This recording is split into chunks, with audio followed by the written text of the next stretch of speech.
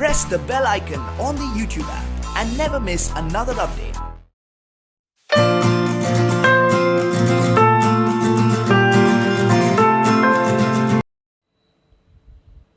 Hello and welcome to Phoenix Educare. Welcome to the third chapter of 10th Maharashtra Board Political Science. Name of the chapter is Political Parties. So this is the revision video of this chapter. I have already explained the detailed videos. So if you are learning for first time, then please go and watch those videos. This is just a revision video. So I will quickly go through this chapter, and if you are having any doubts, I will try to solve this. I will try to solve those doubts. Okay. So first of all, in the second chapter, we have seen about electoral process, how elections are carried out in India. So in the third part, we will talk about political parties. So in elections, many political parties are taking part. So what is the importance of political parties? What are the different functions of political parties? So how political parties are working with how many political parties are there in India? ये सब चीज़ हम इस chapter में या इस video में देखेंगे. Okay, so first of all, what is importance of political parties? So political parties are in all democratic countries. सभी डेमोक्रेटिक कंट्रीज में पॉलिटिकल पार्टीज होती है. किसी कंट्री में दो पॉलिटिकल पार्टीज होती है, किसी कंट्री में मल्टीपल पॉलिटिकल पार्टीज होती है. जैसे अमेरिका है या फिर ब्रिटेन है, वहाँ दो मेजर पार्टीज है, दो बड़े पार्टीज है. बाकी पार्टीज भी है लेकिन दो मेजर पार्टीज है, जिन पार्टीज के लोग ही ज़्यादा करके प्राइम मिनिस्टर वगैरह बनते हैं, प्रेसिडेंट या प्राइम मिनिस्टर बनते हैं. लेकिन इंडिया में क्या है, मल्टीपल पार्टीज है, बहुत सारे पॉलिटिकल पार्टीज है. तो कुछ कुछ कंट्रीज मल्टी पार्टी सिस्टम होती है, कुछ कंट्रीज में, कुछ पार्टीज में टू पार्टी सिस्टम होती है. ओके, एक पार्टी होगा तो हम उस कंट्री को डेमोक्रेसी नहीं बोल सकते, क्योंकि क्या एक ही पार्टी के लोग हमेशा जीत के आ रहे हैं. तो दो तो होना चाहिए minimum political parties. So why political parties are important. अभी पॉलिटिकल पार्टीज क्यों important?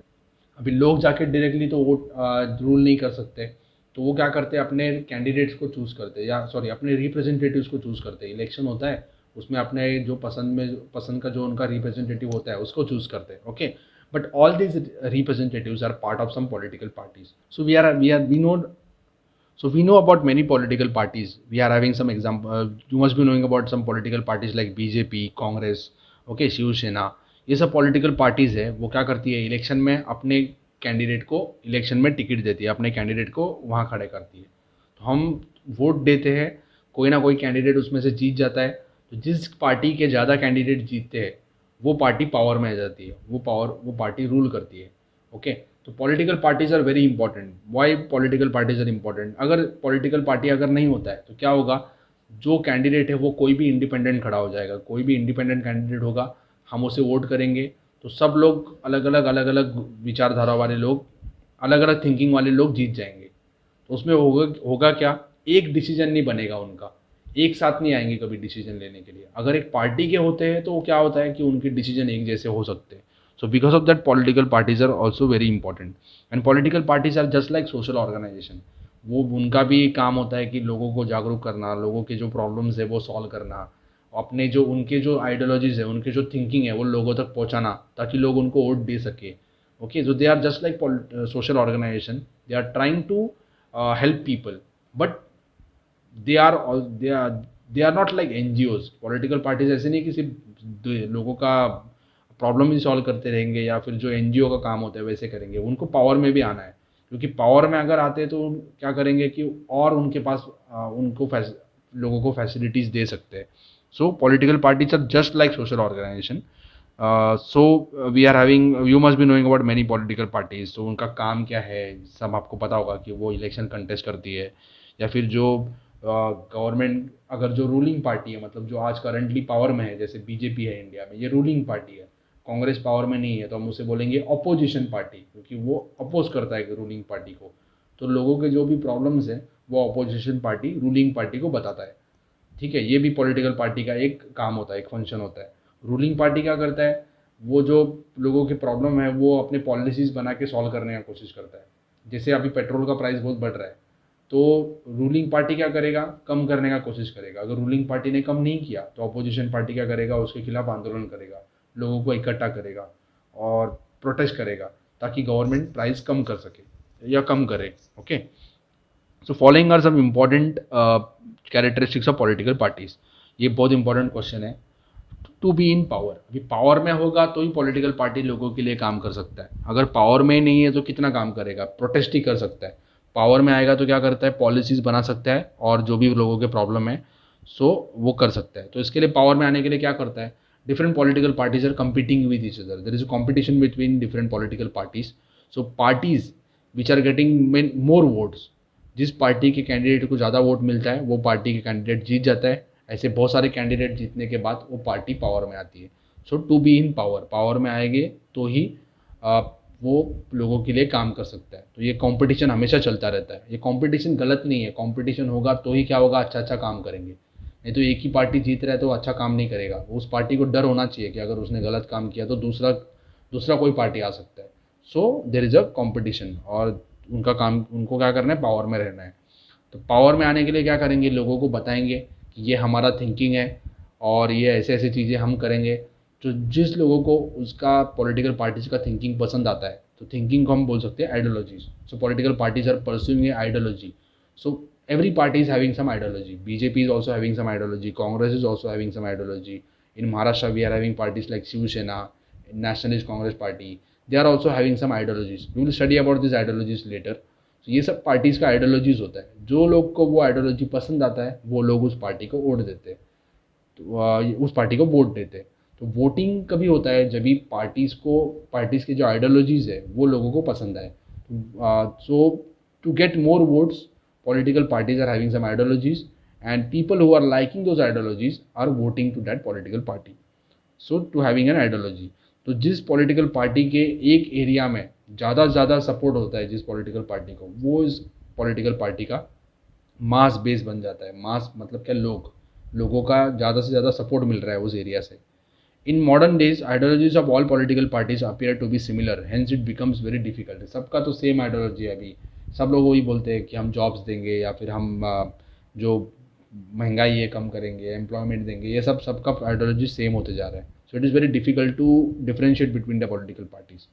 To have a party agenda, so every party is having agenda. सबका एक बोलना होता है कि हम ऐसा करेंगे कंट्री के लिए, हमें पावर में लाओगे तो हम ऐसे ऐसे चेंजेस करेंगे, अच्छे दिन लाएंगे, या फिर कांग्रेस का हाथ आम आदमी के साथ, ऐसे उनके सबके स्लोगन्स होते हैं। तो ये सबका एजेंडा होता है। तो ये एजेंडा बनाना पड़ता है उनको। If people are liking that agenda, they are voting for that political party. So whenever they are having some agenda, people are liking that agenda and they are getting vote. Okay, if people are not liking the agenda, people are not voting to that political party. So agenda होना बहुत important है। Agenda होने के बाद क्या होता है, वो पॉलिटिकल पार्टी इलेक्शन कंडक्ट करता है, इलेक्शन में जीत जाता है तो गवर्नमेंट बनाता है। So to establish a government, to act as a link between government and people, कि लोगों के बहुत सारे प्रॉब्लम्स होते हैं। तो सपोज अभी रूलिंग पार्टी है बीजेपी, ऑपोजिशन पार्टी है कांग्रेस। तो लोगों को अगर कुछ प्रॉब्लम है तो लोग क्या करेंगे, कांग्रेस के पास जाएंगे, कांग्रेस के लोगों के पास जाएंगे और बताएंगे कि हमारा ये सब प्रॉब्लम है। और लोगों को जाने का भी ज़रूरत नहीं होता है, कांग्रेस लोगों को पता होता है कि चलो ये आज सिचुएशन है कंट्री में, फार्मर्स का कुछ प्रॉब्लम चल रहा है, या फिर कोई पेट्रोल का प्राइस बढ़ रहा है, डीजल का प्राइस बढ़ रहा है, या फिर एम्प्लॉयमेंट नहीं है लोगों को, या कुछ अलग अलग चीज़ें चल रही है कंट्री में, उनको पता होता है। तो वो क्या करते हैं, लोग और लोगों को अपने साथ लाते हैं और प्रोटेस्ट करते हैं गवर्नमेंट के अगेंस्ट, जो रूलिंग पार्टी है उसके अगेंस्ट। सो रूलिंग पार्टी को उनका बात सुनना पड़ता है, क्योंकि उनको पता है कि अगर हमने लोगों का बात नहीं सुना तो क्या करेंगे, लोग हमें वोट नहीं देंगे, नेक्स्ट टाइम कांग्रेस को वोट देंगे। सो लोगों का जो भी प्रॉब्लम्स है वो गवर्नमेंट तक पहुंचाने का काम पॉलिटिकल पार्टी करता है। ये हमने बात की ऑपोजिशन पार्टी का। जैसे बीजेपी के भी बहुत सारे लीडर्स है, छोटे छोटे लीडर्स है, छोटे छोटे लेवल पे काम करते हैं। उनको भी पता होता है कि लोगों को ये प्रॉब्लम फेस हो रहा है, तो वो अपने लोगों को बताते हैं, अपने जो लीडर्स है, जो मिनिस्टर्स है, उनको बताते हैं कि ये लोगों का इशू है, आप सॉल्व कर दो। तो पॉलिटिकल पार्टीज क्या कर रही है, गवर्नमेंट मतलब जो मिनिस्टर्स है, गवर्नमेंट और जो पीपल है, उनके बीच में एक लिंक एक्ट कर रही है। So political parties are acting as a link between government and people. Okay, then opposition parties held a meeting in Mumbai to resist the ruling party. What take up the will they take up the issue of farmer? Yes, opposition party है, उनका काम क्या है, government के काम के ऊपर नज़र रखना, गवर्नमेंट कैसे काम कर रहा है, लोगों को जो भी प्रॉब्लम्स है वो गवर्नमेंट को बताना, रूलिंग पार्टी को बताना। रूलिंग पार्टी ऑर्गेनाइज संवाद यात्रा इन रूरल एरिया। संवाद मतलब क्या बोलते हैं, मतलब उनका जो चीज़ें हैं, बातें हैं, वो बता रहे लोगों को, दैट इज संवाद। संवाद मतलब क्या, डायलॉग या फिर जो बोलना होता है, कन्वर्सेशन होता है। Then changing nature of political parties, की पॉलिटिकल पार्टीज़ कैसे कैसे चेंज होते गए, कैसे कैसे डेवलपमेंट होते गए इंडिया में। मैं सिंपली आपको बताता हूँ। जब भी इंडिया को इंडिपेंडेंस मिला था तो सबसे बड़ा पॉलिटिकल पार्टी था कांग्रेस पार्टी। कांग्रेस पार्टी के पूरे इंडिया में रूल था, नेशनल लेवल पे भी रूल था और हर एक स्टेट में भी उनका रूल था। तो ये इंडिया में सबसे बड़ा पॉलिटिकल पार्टी तभी कांग्रेस था। कुछ टाइम के बाद क्या हो गया कि चेंज हो गया। 1977 में जो सिंगल डोमिनेंट पार्टी था कांग्रेस, उसका पावर चला गया। तो बाद में जनता पार्टी आ गया, मतलब छोटे छोटे एरियाज़ में से भी कुछ लीडर्स आए, उन लोगों ने सबने मिल के कांग्रेस को हटा दिया। तो क्या हो गया, कांग्रेस का जो सिंगल पार्टी डोमिनेंस था वो 1977 में एंड हो गया। ओके। और उसके बाद 1989 के बाद क्या हुआ, वहाँ बाद में क्या हुआ कि जो बहुत सारे पार्टीज थे, वन पार्टी ऐसा कोई डोमिनेंट पार्टी नहीं बना। जैसे कांग्रेस सबसे बड़ा पार्टी था, ऐसे कोई डोमिनेंट पार्टी नहीं रहा। ठीक है, तो बाद में क्या करना पड़ता था, बाकी छोटे छोटे पार्टीज को भी मिल के गवर्नमेंट बनाना पड़ता था। तो ऐसे जब भी बहुत सारे पार्टीज मिल के गवर्नमेंट बनाते हैं उसको बोलते हैं हम coalition government. Coalition government is government when many parties are coming together and they are forming a government. So we have seen three stages. First stage is there was a dominant party like Congress party in India, but after some time the dominance of Congress was ended, and in 1977 a non-Congress government was established. कि non-Congress party, Congress छोड़ के दूसरे parties मिले, इकट्ठा आए, उन्होंने government बनाया। कुछ टाइम के बाद क्या हो गया, और चेंजेस हुआ कि जो डोमिनेंस था कांग्रेस का, ये 1977 की बात कर रहा हूँ। 1977 में क्या हो गया, नॉन कांग्रेस पार्टी बना, मतलब पहली बार कांग्रेस गया, लेकिन वापस कांग्रेस आया। वापस इंदिरा गांधी प्राइम मिनिस्टर बनी, उनके बाद राजीव गांधी प्राइम मिनिस्टर बने, लेकिन राजीव गांधी के डेथ के बाद कांग्रेस वीक हो गया। तो कांग्रेस वीक होने के बाद क्या हुआ कि एक कोई भी पार्टी का पावर नहीं आता था कंट्री में, उनके खुद के दम पे वो गवर्नमेंट कभी बनाते नहीं थे। तो बाद में क्या हुआ कि बहुत सारे पार्टीज को मिल के गवर्नमेंट बनाना पड़ता था। ओके, ये 2014 तक था। 2014 में जब भी नरेंद्र मोदी प्राइम मिनिस्टर बने तभी उन्होंने सिंगल हैंडेडली अपने खुद के दम पे बीजेपी को पावर मिला, लेकिन उन्होंने अपने फ्रेंड्स को भी साथ में रखा जो पहले उनके साथ थे। 2019 में तो और उनका पावर बढ़ गया बीजेपी का। ओके, सो ये अब बुक जब भी बना था तभी इनिशियल जब भी बुक जब भी बना था तभी नरेंद्र मोदी जब भी पहली बार प्राइम मिनिस्टर बने थे तभी ये बुक बना हुआ है। तो ये लेटेस्ट अपडेटेड नहीं है। तो ये 1989 में क्या हुआ, लोकसभा का जब भी इलेक्शंस हुआ तो no one party got a majority, किसी एक पार्टी को मेजोरिटी नहीं मिला। तो बहुत सारे पार्टीज ने मिल के गवर्नमेंट बनाना चालू कर दिया। ऐसे अपनी कंट्री में कम से कम 15-20 साल ऐसे ही चला कि बहुत सारे लोग इकट्ठा आ रहे, बहुत सारे पार्टीज इकट्ठा आ रहे और गवर्नमेंट बना रहे। ऐसे टाइम को बोलते हैं हम कोएलिशन टाइम।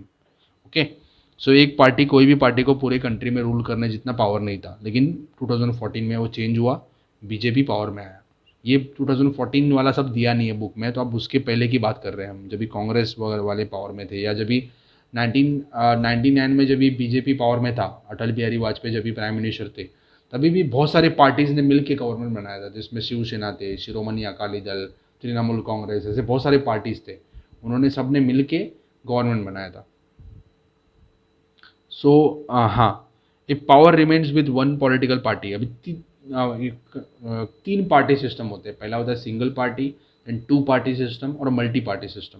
सिंगल पार्टी में क्या होता है, if power remains within one political party for a long period of time, no other political party are influential, the party system is called as single party system और one party system. ये question आ सकता है, अब शायद अभी omit हुआ रहेगा, लेकिन अगर आया तो आप लिख सकते हो कि single one party system. Party system कैसे है, पहला है वन पार्टी सिस्टम, मतलब उस कंट्री में एक ही पार्टी ज़्यादा डोमिनेंट है, ज़्यादा पावरफुल है। दूसरा है दो पार्टी, दो पार्टी ही ज़्यादा इन्फ्लुएंशियल होती है, पावर उनके बीच में स्विच होते रहता है। जैसे अमेरिका में जो डोनाल्ड ट्रंप था वो रिपब्लिकन पार्टी का मेंबर था, रिपब्लिकन पार्टी था, लेकिन अभी जो प्राइम मिनिस्टर है, सॉरी प्रेसिडेंट है, वो डेमोक्रेटिक पार्टी के हैं। बराक ओबामा थे, वो डेमोक्रेटिक के थे। बराक ओबामा के बाद रिपब्लिकन पार्टी वाला डोनाल्ड ट्रंप आया। अभी जो है वापस जो बाइडेन, वो वापस डेमोक्रेटिक पार्टी के हैं। वैसे ही इंग्लैंड में भी चलता है, तो वहाँ टू पार्टी सिस्टम है। इंडिया में है मल्टी पार्टी सिस्टम, बहुत सारे पॉलिटिकल पार्टीज इकट्ठा आते हैं और गवर्नमेंट बनाते हैं या फिर वो इलेक्शन में फाइट करते हैं। Changing natures of political party हमने देखा कैसे चेंज हुआ। अभी मैंने बोला था कि कोएलिशन बनाते हैं, कोएलिशन मतलब क्या बनाते हैं, ग्रुप बनाते हैं। तो ऐसे दो बड़े ग्रुप्स हैं इंडिया में, एक है नेशनल डेमोक्रेटिक अलायंस एनडीए, उस ग्रुप का मेन पार्टी है बीजेपी, नेशनल डेमोक्रेटिक अलायंस। दूसरा है यूपीए, यूनाइटेड प्रोग्रेसिव अलायंस, उस मेन ग्रुप का ग्रुप में मेन पार्टी है कांग्रेस पार्टी। ये इसका मैंने अलग वीडियो बनाया है, वो वीडियो देखो जिसमें मैंने डिटेल में एक्सप्लेनेशन किया कि कैसे पॉलिटिकल पार्टी को रिकग्निशन मिलता है। उसका लिंक मैं डिस्क्रिप्शन में दे दूंगा कि रिकग्नाइज कैसे होता है पॉलिटिकल पार्टी, किस कौन से पार्टी को हम नेशनल पार्टी बोल सकते हैं, कौन से पार्टी को हम रीजनल पार्टी बोल सकते हैं, और ये उनको रिकग्निशन देता है इलेक्शन कमीशन ऑफ इंडिया। तो ये कैसे रिकग्निशन होता है इसके ऊपर एक सेपरेट वीडियो बनाया है, तो वो जाके देख लो, ठीक है। Now will talk about national parties. So national parties, पहला मेन पार्टी है नेशनल इंडियन नेशनल कांग्रेस। ये सबसे ओल्डेस्ट पार्टी है इंडिया में, 1885 में बना था इंडियन नेशनल कांग्रेस। ओके, तो इसमें इनके आइडियोलॉजीज़ क्या है वो दिया है कि Congress was an comprehensive movement working for the national independence, कि नेशनल इंडिपेंडेंस के लिए कांग्रेस बनाया था। उसके बाद में जब इंडिपेंडेंस मिला तो ये पॉलिटिकल पार्टी बन गया, या फिर उसके पहले भी पॉलिटिकल पार्टी था, लेकिन बाद में इन्होंने फुल फ्लेज डिसाइड किया कि हम अभी पावर में आने के लिए या लोगों का वेलफेयर करने के लिए पॉलिटिकल पार्टी बनाएंगे। सब लोगों ने इकट्ठा आके बनाया। So groups with different ideologies have come together in the nationalist movement. After independence, Congress emerged as the most dominant political party. The party from beginning follows. अभी देखो ये आइडियोलॉजी है पार्टी का, क्या मानता है Congress party. Follows secularism. Secularism मतलब क्या, कि वो बोलते हैं कि सभी रिलीजन वाले लोगों को इंडिया में रहने दो, एवरी रिलीजन इज इक्वल, ऐसा मानना है। All round development, equal rights and welfare for minorities. जो माइनॉरिटी लोग हैं, माइनॉरिटी मतलब जिनका पॉपुलेशन कम है, जैसे मुस्लिम्स है, क्रिश्चियंस है, ठीक है, ज्यूज़ है, या फिर जो पारसीज है, ये इनको माइनॉरिटीज़ बोल सकते हैं हम। तो उनका डेवलपमेंट करो। डिसएडवांटेज सेक्शन ऑफ सोसाइटी, जो वुमेन है या फिर जो पुअर लोग हैं, जो लोअर कास्ट के लोग हैं, ऐसे सब हम मानते हैं, कोई लोअर कास्ट का, हायर कास्ट का है, जो पुअर है उनका डेवलपमेंट करो, ऐसा कांग्रेस का मानना है। Accordingly Congress has organise various programs to achieve those objectives. ये ऑब्जेक्टिव्स को पूरा करने के लिए कांग्रेस जब भी रूल में था, जब भी पावर में था, तो उन्होंने बहुत सारे ऐसे स्टेप्स उठाए थे, लेकिन पूरी तरीके से वो सक्सेसफुल हुआ नहीं है अब तक। The party believes in democratic socialism. Socialism basically वो क्या होता है कि जो भी रिसोर्सेज है कंट्री में उसको इक्वली बांट दो, सब लोगों के पास इक्वली बांट दो, ऐसा सोशलिज्म का मानना होता है।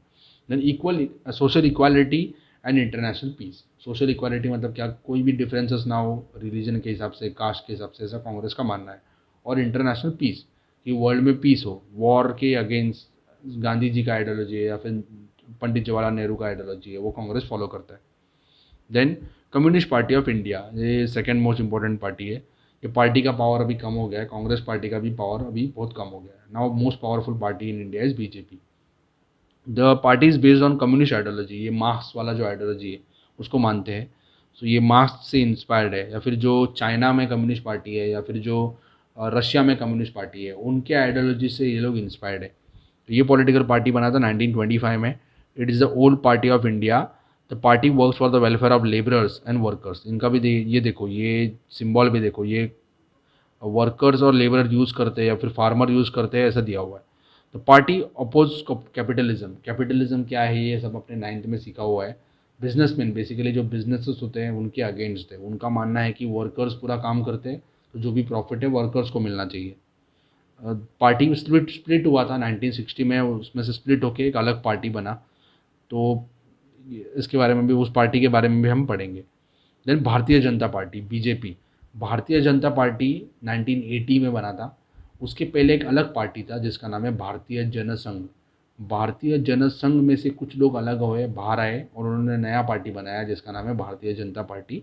ये 1980 में भारतीय जनता पार्टी बना था। ये कैसे दिया है देखो, पहले जनसंघ था, भारतीय जनसंघ 1951 में। उसके बाद जब भी जनता पार्टी गवर्नमेंट बना था, जब भी नॉन पार्ट कांग्रेस वाला गवर्नमेंट बना था, तभी जनसंघ बंद हो गया। जनसंघ जनता पार्टी में चला गया। Party was merge with Janata party that was establish in 1977। Janata party could not survive. Janata party में जो लीडर्स थे उनके बीच में झगड़ा हो गया, वो लोग अलग अलग हो गए। तो जो लोग जनसंघ से जनता पार्टी में गए थे उन लोगों ने अलग पार्टी बनाया जिसका नाम है भारतीय जनता पार्टी। ये बना था 1980 में। वापस एक बार बताता हूँ, पहले भारतीय जनसंघ था, 1951 में बना था। जब भी जनता पार्टी गवर्नमेंट आया 1977 में, तो जनसंघ वालों ने क्या किया, अपना जो पार्टी था वो जनता पार्टी में मर्ज कर लिया, ठीक है। लेकिन जनता पार्टी के लीडर्स के बीच में झगड़ा हो गया। तो जो जनसंघ से जनता पार्टी में गए थे वो लोग उसमें से बाहर आए और उन्होंने नया पार्टी बनाया, वो था Bharatiya Janata party. The party stands for protection of Indian culture and tradition. India का जो कल्चर है, ट्रेडिशन है, उसको प्रोटेक्ट करना और इकोनॉमिक रिफॉर्म्स भी होना चाहिए, ऐसा भारतीय जनता पार्टी मानता है। मतलब पुराने विचार वाले भी नहीं है, पुराने विचार भी रखो इंडिया में, और जो नए जो चेंजेस है वो भी लाओ, ऐसे भारतीय जनता पार्टी मानता है। ये है दूसरा पार्टी है कम्युनिस्ट पार्टी ऑफ इंडिया। जो पहला कम्युनिस्ट पार्टी हमने पढ़ा था 1925 में जो एस्टेब्लिश हुआ था, उसके बीच में स्प्लिट हुआ था, तो उसमें से कुछ लोगों ने अलग होके एक नया पार्टी बनाया जिसका नाम है communist party of India, bracket में मार्क्सिस्ट। मतलब ये मार्क्स के विचार मानने वाले लोग हैं, मार्क्सिस्ट। वापस ये भी वही है, सोशलिज्म, सेकुलरिज्म, ये डेमोक्रेसी में मानते हैं। तो पार्टी अपोजेस इम्पीरियलिज्म। इम्पीरियलिज्म मतलब क्या, कोई और कंट्री हमारे ऊपर दबाव नहीं डालना चाहिए, हमारे कंट्री को रूल नहीं करना चाहिए, इसके खिलाफ है। Parties policy is to protect interest of workers, farmers and labourers and landless labourers. ये देखो, ये वर्कर फार्मर इनका भी सिमिलर है, वर्कर लेबरर इनका भी आइडियोलॉजी सेम है दोनों पार्टी का, लेकिन क्या है, लीडर्स अलग अलग है, तो लीडर्स में झगड़ा हो गया था तो वो अलग स्प्लिट हो गए। Then Bahujan Samaj party. Samaj party is very powerful party in Uttar Pradesh. अभी उसका पावर थोड़ा कम हो गया है, लेकिन फिर भी बहुत ज़्यादा वोट मिलते हैं उनको। थर्ड या फोर्थ नंबर के वोट सबसे ज़्यादा बहुजन समाज पार्टी को मिलते हैं। बहुजन Samaj party professors the socialist ideology. In 1984 the party was establish with the objective of protecting interest of the majority. अभी देखो, मेजॉरिटी इंडिया में अगर हम देखेंगे, पॉपुलेशन में देखेंगे, हिंदू पॉपुलेशन में अगर देखते हैं हम, या फिर पूरा पॉपुलेशन के हिसाब हम देखते हैं, तो जो अपर कास्ट के लोग हैं उनका पॉपुलेशन बहुत कम है। तो बहुजन समाज क्या मानता है, बहुजन समाज पार्टी क्या मानता है कि जो ओबीसीज है, कास्ट आपको पता होगा, तो ओबीसीज है या फिर जो एससी है, एसटी है, इनका पॉपुलेशन बहुत ज़्यादा है पूरे कंट्री में, तो ये लोग असल में मेजॉरिटी में है, तो उनको मेजॉरिटी बोलते हैं। तो the objective of the protecting the interest of majority, schedule caste, schedule tribe, religious minorities and other backward caste together constitute a majority. इनका मानना है कि इंडिया में मेजॉरिटी में कौन है, शेड्यूल कास्ट है, शेड्यूल ट्राइब है, अदर बैकवर्ड क्लास के लोग हैं, ये इंडिया में असल में मेजॉरिटी है। तो इनको ज़्यादा पावर दो, इनको ज़्यादा फैसिलिटीज़ दो, लेकिन हम क्या कर रहे हैं, फैसिलिटीज़ दे रहे हैं जो अपर कास्ट के लोग हैं, ऐसा बहुजन समाज पार्टी का मानना है। बहुजन समाज पार्टी का ये सिंबल है, हाथी वाला, ब्लू कलर का हाथी। ये 1984 में बना है Bahujan Samaj party. Then next party is nationalist Congress party, NCP. Nationalist Congress party was establish in 2000 in 1999 I think, और 2000, हाँ 1999। अब ये नेशनलिस्ट कांग्रेस पार्टी कौन था, ये पहले कांग्रेस में ही थे, कांग्रेस में कुछ लीडर थे, इनके बड़े लीडर है शरद पवार। तो नेशनलिस्ट कांग्रेस पार्टी के जो लीडर है शरद पवार, जब भी सोनिया गांधी प्राइम मिनिस्टर बनने वाले, सोनिया गांधी जब भी कांग्रेस की हेड बनी, तो उन्होंने विरोध किया। उनको लगा कि सोनिया गांधी जो है वो बाहर से आई हुई है, उनके जो हस्बैंड है राजीव गांधी वो इंडियन थे, लेकिन सोनिया गांधी इटली की है, तो वो बाहर से आई हुई है, तो उनको लगा था कि ये जो सोनिया गांधी है वो प्राइम मिनिस्टर भी बन सकती है। तो उनका मानना था कि जो इंडिया का प्राइम मिनिस्टर बनेगा या फिर इंडिया का जो टॉप मोस्ट पोजीशन जो भी लेगा, उस आदमी को इंडियन ओरिजिन का होना चाहिए, इंडिया में बर्थ होने वाला आदमी ही बन सकता है, ऐसे मानना था। या उनके कुछ डिफरेंसेस भी थे कांग्रेस पार्टी में, तो वो उन्होंने अलग होकर एक नया पार्टी बनाया जो है nationalist Congress party. The party believes in values of democracy, equality and secularism. ये तीनों वैल्यूज देखो कांग्रेस भी मानता है और ये भी मानते हैं। The party was in power in Maharashtra from 1999 to 2014। 1999 से लेकर 2000, जब भी वो अलग हुए थे, तब से लेकर 1999 से लेकर 2014 में वो पावर में थे। पावर में अकेले नहीं थे, कांग्रेस के साथ थे। जिस पार्टी से अलग हुए थे उन्होंने उसके साथ ही एक साथ आकर उन्होंने पावर एस्टैब्लिश किया था। 15 साल महाराष्ट्र में रूल किया था। 2014 से लेकर 2019 तक महाराष्ट्र में वापस बीजेपी का रोल था। 2019 में वापस एनसीपी पावर में है। अभी है कांग्रेस, शिवसेना और एनसीपी का रूल चल रहा है महाराष्ट्र में। Okay, so they are currently in power also. लेकिन आपको ये एग्जाम में सब लिखना नहीं है, आपको जो बुक में दिया है उतना ही लिखना है। The nationalist Congress party for a long period was also a part of coalition government led by Congress in India. ये हमने ये जो 1999 से लेकर 2014 का बात किया, ये महाराष्ट्र में बात चल रहा है। हम अब बात कर रहे हैं इंडिया की। इंडिया में जो 2004 से लेके 2014 तक 10 साल जो कांग्रेस का रोल था, मनमोहन सिंह जब भी प्राइम मिनिस्टर थे, तभी नेशनलिस्ट कांग्रेस पार्टी के लोग भी उसमें मिनिस्टर थे। शरद पवार भी तभी एग्रीकल्चर मिनिस्टर थे इंडिया में। ओके, सो इन्होंने कोएलिशन में जाके कांग्रेस के साथ काम किया हुआ है। Seventh party is Trinamool Congress. Trinamool Congress is very powerful party in West Bengal. So All India Trinamool Congress was established in 1998. Election Commission gave the party recognition as a national party in 2016. ये सबसे लेटेस्ट नेशनल पार्टी है। The party supports democracy, secularism, protection of interest of weaker sections of society. ये इनका ideology है तृणमूल कांग्रेस का, ये उनका symbol है। ये 2009 में जो लोकसभा का इलेक्शन हुआ था, इंडियन नेशनल कांग्रेस को मिला था 206 वोट। 2014 में देखो 44 सीट्स, इतना कम सीट्स। 2009 में 206 सीट्स, सबसे बड़ा पार्टी था। कम्युनिस्ट पार्टी को 4, अभी 1। 2014 में 1 सीट। ये 2019 का जो इलेक्शन हुआ था उसके पहले बुक आया हुआ है इसमें, इसलिए ओल्ड डेटा है। भारतीय जनता पार्टी 116 सीट्स थे 2009 में। 2014 में देखो 282 सीट्स। 272 से ज़्यादा होना चाहिए मेजोरिटी में आने के लिए, उससे ज़्यादा थे। Communist party of India Marxist 16 Bahujan Samaj party के 21 सीट्स थे 2009 में, लेकिन 2014 में एक भी सीट नहीं था। इसका मतलब ऐसा नहीं कि उनको वोटिंग नहीं हुआ, उनको वोटिंग बहुत ज़्यादा हुआ था। बहुत ज़्यादा मतलब वोटिंग हुआ था, लेकिन कोई भी उनका आदमी जीता नहीं, सेकेंड या थर्ड आया। नेशनलिस्ट कांग्रेस पार्टी के 9 थे, 2014 में हो गए 6। तो सबका पावर कम होता जा रहा है, सिर्फ बीजेपी का पावर बढ़ा। नाउ यस, सो अभी क्या होता है देखो, जैसे कुछ स्टेट्स होता है उसका कुछ डिमांड्स अलग होता है। हर एक स्टेट्स का कुछ अलग प्रॉब्लम्स होते हैं, अलग स्टेट के कुछ डिमांड्स अलग होते हैं। उनको लगता है कि उनके लैंग्वेज को इम्पोर्टेंस मिलना चाहिए। ओके, तो महाराष्ट्र के लोगों को लगता है कि मराठी लैंग्वेज को इम्पोर्टेंस मिलना चाहिए। कर्नाटका के लोगों को लगता है कन्नड़ा लैंग्वेज को इम्पोर्टेंस मिलना चाहिए। सेम विद तमिलनाडु, तमिलनाडु, केरला, उड़ीसा, हर एक लोगों को लगता है ऐसा। गुजरात के लोगों को भी लगता है, या उनके जो प्रॉब्लम्स है या उनके यहाँ जो जॉब्स है वो पहले प्रेफरेंस वहाँ के लोगों को मिलना चाहिए। So every party is thinking about their state और their people. So there are some parties which are only working in a particular region or in particular state. So those parties are thinking that all the benefits should be first given to their state. Okay, so these parties are called as regional parties because they are only working in a particular region. So we can call these parties as a regional parties. But this regionalism is also wrong. See, what happens is, suppose I am thinking about my region, that is good, but region is not above the country. So what happens is, suppose there are two parties, so there are two states. We can take example of Maharashtra and Karnataka. Okay, so parties in Maharashtra will talk about betterment of Maharashtra. Parties in Karnataka will talk about betterment of Karnataka. Okay, but if there is any conflict between Karnataka and Maharashtra, so these both parties will fight with each other. But all these people, all these parties and all the state, Karnataka and Maharashtra, all are part of India. So they should not fight with each other because they are all one. They are all part of India, but they are fighting with each other. So what we have to do, we have to stop this. ये जो mentality होता है कि अपने reason के बारे में ही सोचने का, उसे बोलते हैं regionalism.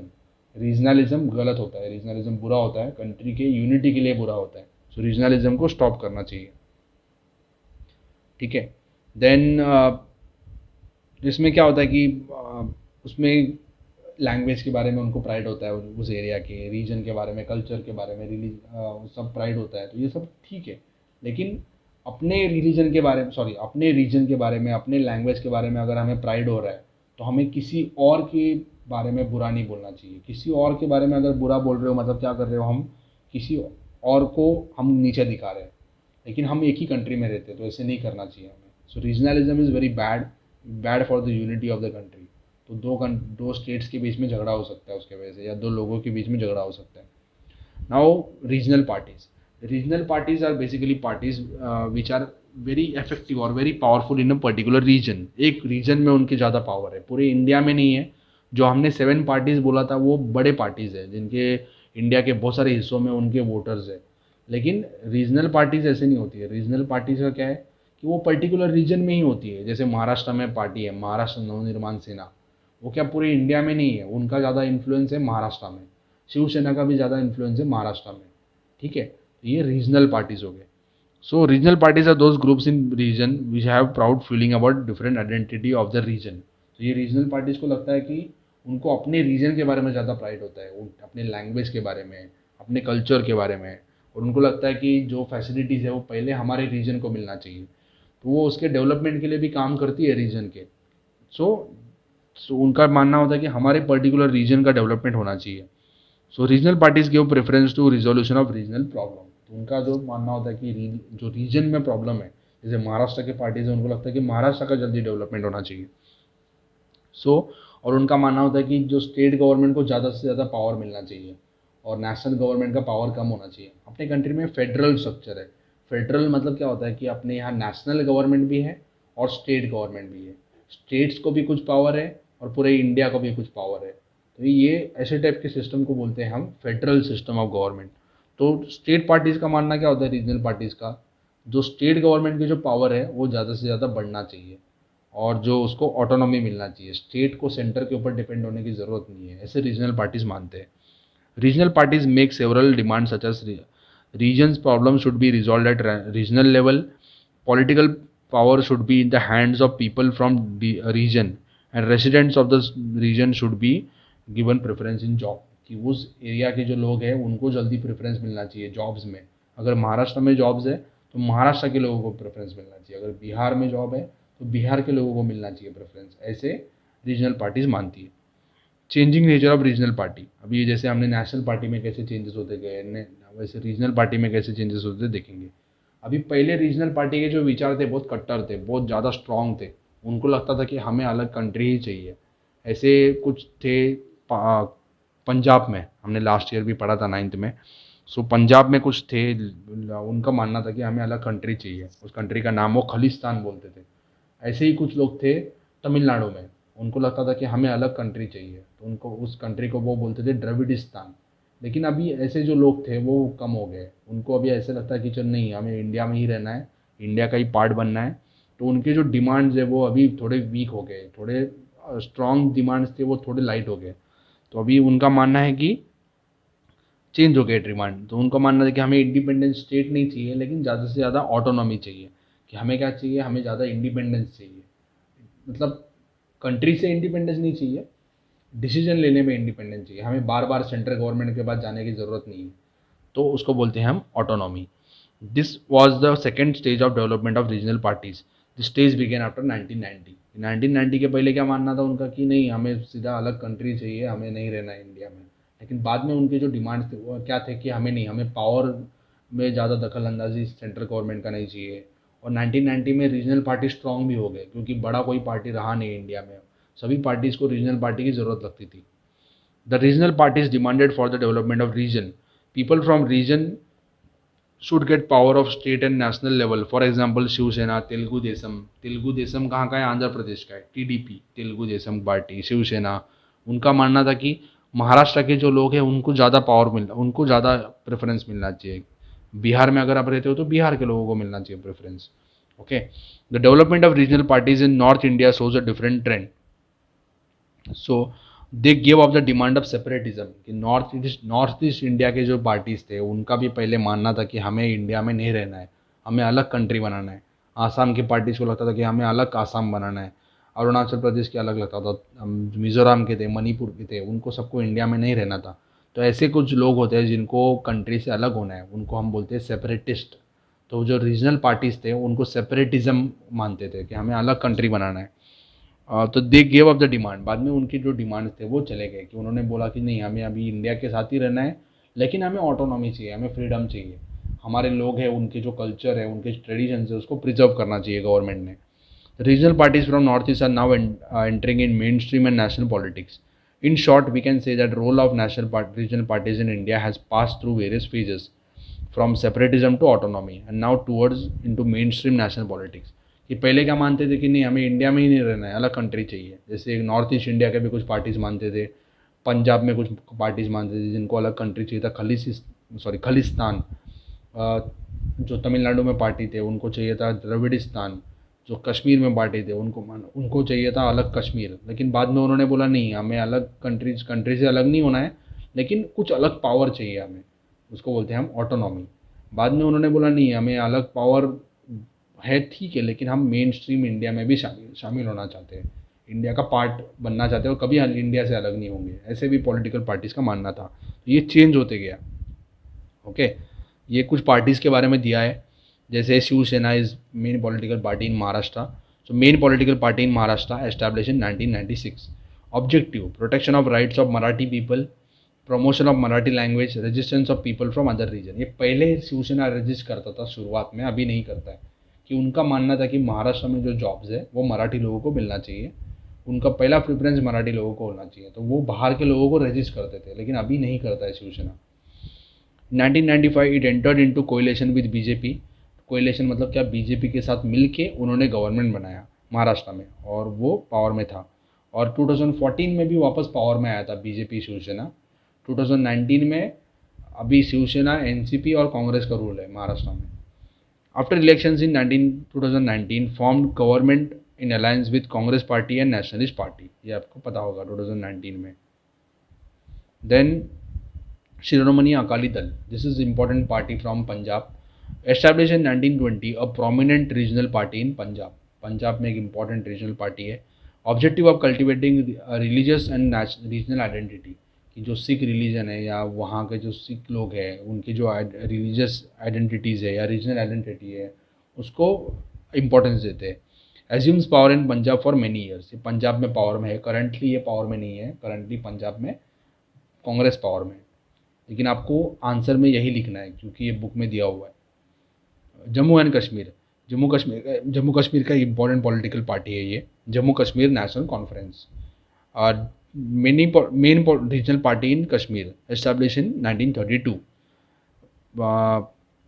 Protecting the interest of Kashmiri people and protection of autonomous state.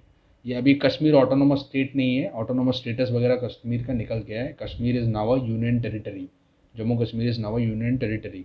ये जब भी बुक बना था तभी वो यूनियन टेरिटरी नहीं था, तो आपको एग्ज़ाम में यही लिखना है जो दिया है बुक में, ठीक है। Assam Gana Parishad, Assam Gana Parishad is very very important political party of Assam. So Assam agreement of signed in 1985। ये आपको पता है कि 9 में पढ़ा है आपने कि आसाम में बहुत सारे प्रॉब्लम थे, बाहर के लोग आए हुए थे आसाम में, बांग्लादेश से लोग आए थे, तो वहाँ उन्होंने बाद में एक एग्रीमेंट हुआ गवर्नमेंट ऑफ इंडिया और आसाम की पॉलिटिकल पार्टीज़ के बीच में, उसको बोलते हैं आसाम एग्रीमेंट। ये 1985 में हुआ था। तो जो पॉलिटिकल पार्टीज़ थे पहले एकदम इंडिया में रहना ही नहीं था उनको, वो लोग बाद में मेन स्ट्रीम पॉलिटिक्स में आ गए और उसमें से एक पॉलिटिकल पार्टी था Assam Gana Parishad. The resolve the problem of displace people. Displace people कौन है, देखो जब भी 1971 में जब भी बांग्लादेश और इंडिया का वॉर हुआ उसके पहले बहुत सारे लोग इंडिया में आए थे बांग्लादेश से, और ये लोग सब आसाम, मेघालय, जो आसपास के जो स्टेट्स है वहाँ आके रहने लग गए, तो वहाँ प्रॉब्लम क्रिएट हो गए, वहाँ के ओरिजिनल लोग थे और उनके बीच में झगड़े होने लगे। तो आसाम गण परिषद, ये पॉलिटिकल पार्टी का मानना था कि ये जो डिस्प्लेस लोग हैं, बाहर से आए थे, माइग्रेंट्स थे, उनको वापस बांग्लादेश भेज दो, ये उनका डिमांड है।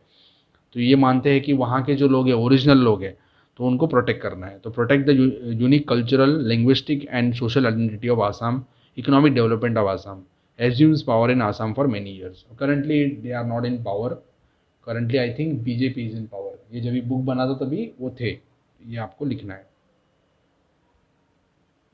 द्रविड़ा मुनेत्र कझगम, डीएमके। ये डीएमके बहुत इंपॉर्टेंट पॉलिटिकल पार्टी है तमिलनाडु का। Dravida Munnetra Kazhagam, it is very important political party इन तमिलनाडु।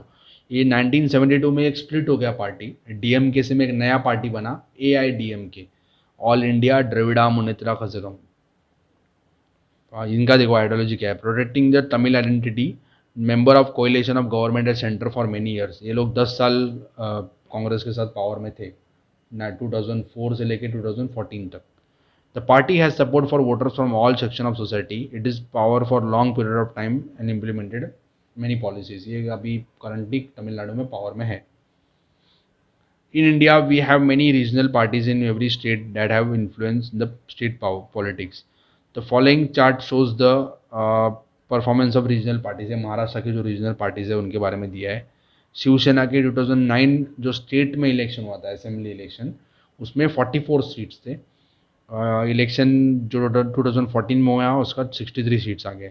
महाराष्ट्र नवनिर्माण सेना के 13 सीट्स थे 2009 में, और वन हो गए। ये रीजनल पार्टी है महाराष्ट्र की। ये इसमें से आप 4-5 पार्टी के नाम याद रखो।